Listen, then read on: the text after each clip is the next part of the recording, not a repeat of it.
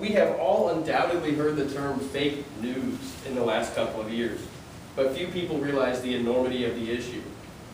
Now, all of us here have some interest in being informed.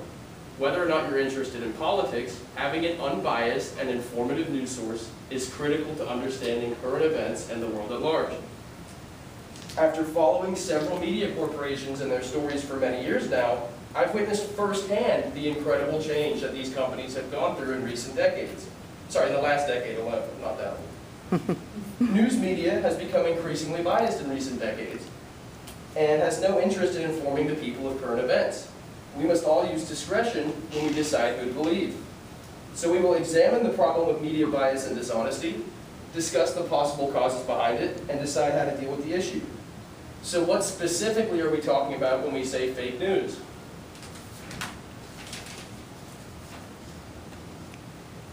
So, it is increasingly obvious that large news corporations like CNN and Fox News are little more than partisan echo chambers. These anchors are reduced to ideologues and refuse to cover content which does not fit their shaped narrative. This is evidenced by a 2020 article by John Gramlich discussing the results of a Pew Research poll titled Q&A, How Pew Research Center Evaluated Americans' Trust in 30 News Sources. Gramlich writes that CNN is trusted by 70% of self-described liberal Democrats, but only 16% of conservative Republicans. Conversely, Fox News is trusted by 75% of conservative Republicans and only 12% of liberal Democrats. Now, to me, this illustrates something very clearly. That these news stations exist to tell their audiences what they want to hear. They're not interested in informing you. They are recruitment arms of their respective political parties. Now, this bias and false information, unfortunately, is not limited to these major news networks. So-called alternative media is just as bad, if not worse. Notorious conspiracy theory peddler Alex Jones has a product page displayed directly on the homepage of his website, Infowars.com.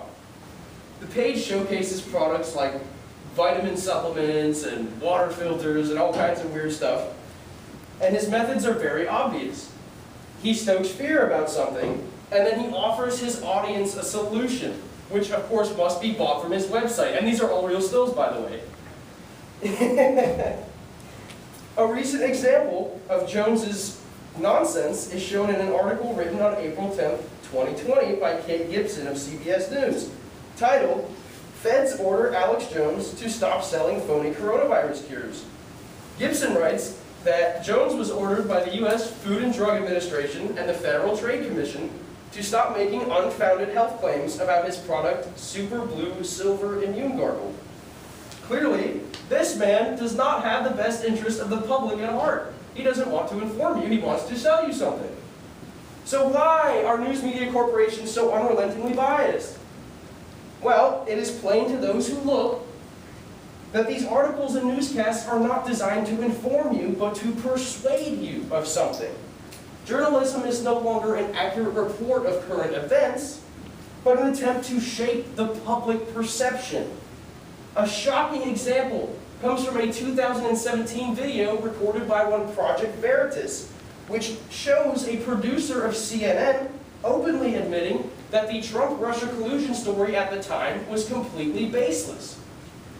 John Bonifield, in this video, is a senior producer at CNN, and he openly restates in regard to the Russia story, and I apologize for my language, it could be bullshit.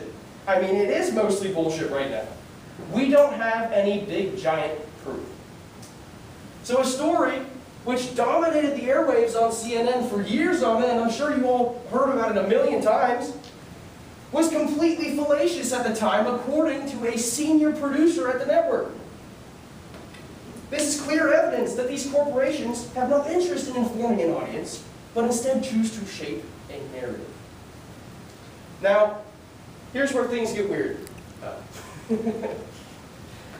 So, another possible cause of media dishonesty actually comes down to government policy. For example, a little-known bill called the Smith-Mundt Authorization Act of 2012 contains the following language.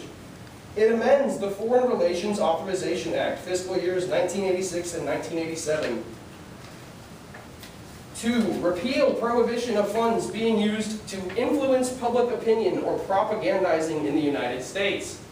It also removes the prohibition on dissemination of materials intended for foreign audience to shape opinions about the United States. So what does that mean? Well, it means that government agencies, since 2012, not only have free legal reign to knowingly propagandize an audience, they are allowed to use taxpayer funds to do so. And another little known fact, or I suppose we can wonder if it's a fact, and it most likely is that the CIA was caught in 1996 attempting to influence journalists or install their own operatives as anchors in major news networks. This was allegedly known as Operation Mockingbird. The CIA, of course, has never admitted to such action, but the evidence was significant enough to warrant a Senate hearing in 1996. Very interesting little factoids up here. So, clearly, this is a problem with multitude causes.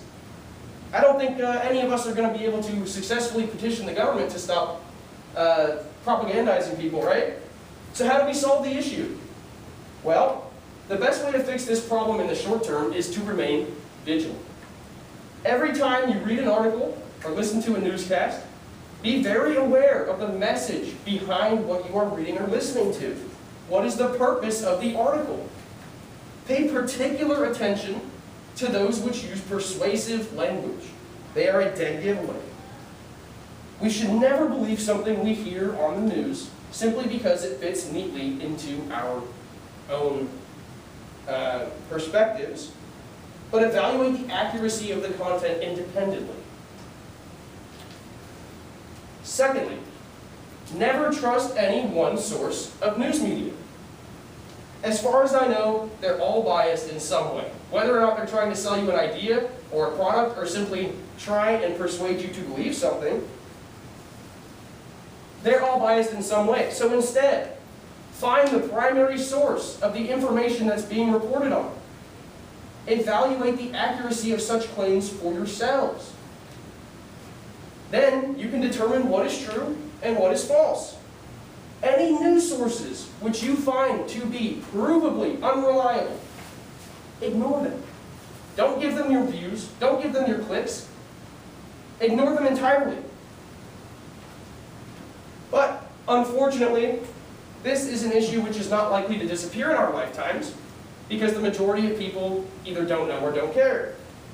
The news media, to summarize, has become increasingly and unbearably dishonest and biased in recent years.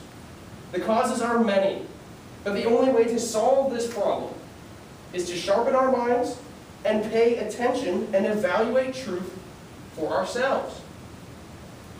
So, what is my appeal to action? What am I asking you all to do? Well, use a discerning mind when you're watching newscasts or reading articles. Always remain vigilant for what may be propaganda. And spread the word to your friends and your families. Any news sources, as said previously, which you find to be provingly dishonest, don't listen, don't read, don't watch. If we hit them where it hurts, in their wallets, maybe they'll be forced to change their tunes.